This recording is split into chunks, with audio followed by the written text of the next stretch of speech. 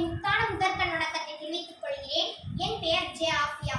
நான் காவிரிப்பட்டினம் ஒன்றியம் ஊராட்சி ஒன்றிய உருது நடுநிலைப் பள்ளியில் 6ஆம் வகுப்பு படிக்கின்றேன். அன்னை தமிழே, அருளோவியமே, பழமைக்கு பழமையே, புதுமைக்கு புதுமையே, கன்னி தமிழாயிருந்து இன்று கணினி தமிழாய் என் நாவில் நடமாடும் தமிழ் அன்னையே, உன்னை வணங்கி தொடங்குகிறேன், அருள்வாயாக. அழகு என்பது ஒருவர் அணியும் ஆடை ஆபரணங்களினால் அமைவதில்லை. ஒரு அழகு நிலைத்து நிற்காது. ஒருவரை அழகுபடுத்துவது அவர் கல்வியினால் பெற்ற அறிவே என்கிறார் நாலடியார். நான் இப்பொழுது அறிவே அழகு என்ற தலைப்பில் பேசப் போகிறேன். கண்ணுடையார் என்போர் கற்றோர் முகத்திரண்டு, குன்னுடையோர் கல்லாதவர் என்கிறார் பொய்யாமொழி புலவர் வள்ளுவர். கற்றோருக்கு சென்ற இடமெல்லாம் சிறப்பு என்று மூதுரையில் அவ்வை பாட்டி கூறுகிறார். யாதும் ஊரே யாவரும் கேளிர் என்ற கணியன் பூங்குன்றனாரின் வைரவர்களுக்கு முழுமையான சொந்தக்காரர்கள் கற்றவர்கள் தானே.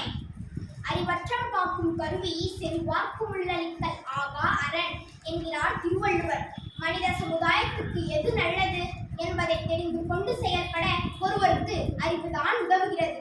அங்கு அழகு தேவையில்லை. எனவே ஒரு அழகை கண்டு எவரையும் மதிப்பிடக் கூடாது. அறிவுடையார் எல்லாமுடையார், அறிவிலர் என்னுடைய வேணும் இலர் என்று திருவள்ளுவர் அறிவு பற்றி கூறுகிறார். அதாவது ஏதும் இல்லாதவரானாலும் அறிவுடையவர் எல்லாவற்றையும் உடையவரே. எதை பெற்றவராயிருந்தாலும் அறிவில்லாதவர் ஏதும் இல்லாதவரே என்று அறிவு பற்றி கூறுகிறார். ஒரு மனிதனிடத்தில் உள்ள நல்லறிவையும் பண்பையும் கொண்டுத்தான் இந்த உலகம் அவர்களை போற்றுகிறது. அவர்களின் அழகை கண்டு அல்ல. எப்பொருள் யார் யார் வைக்கேற்பினும் அப்பொருள் மெய்ப்பொருள் காண்பது அறிவு என்கிறார் வள்ளுவர். எப்பொருளை யார் யாரிடம் கேட்டாலும் அப்பொருளின் மெய்யான பொருள் காண்பதே அறிவாகும். கல்வி அறிவு அனுபவம் மூலமாக வருகின்ற அறிவு. இரண்டும் உடையவர்கள் சிறந்த அறிவாற்றலுடையவர்களாக கருதப்படுவார்கள். அழகு காண்பவரின் பார்வை பொறுத்தது. ஆனால் அறிவு அவரவர் சிந்தனை பொறுத்து அமைகிறது. அறிவு நிலை இல்லாதது. ஆனால் அறிவோ போராடி வென்று என்றென்றும் நிலைத்து நிற்கும். அறிவில்லாதவர்கள் துன்பம் நிறைந்த வாழ்வே வாழ்வார்கள் என்கிறார் வள்ளுவர். அறிவு நமக்கு அழிவு வராமல் காக்கும் ஆயுதம். இறுதி காலம் வரையும் காப்பாற்றும் கருவி அறிவே தவிர அழகு அல்ல. பகை வரும் புகுந்து அழிக்க இயலாத கோட்டையும் அறிவே ஆகும். எனவே நல்லறிவுடைய மனிதர்களாக வாழ வேண்டும். அப்போதுதான் மகிழ்ச்சியான வாழ்வை இங்கே வாழ முடியும். அறிவால் மட்டுமே ஆரோக்கியமான சமுதாயம் வளரும் என்பதுதான் காலம் காட்டும் உண்மை.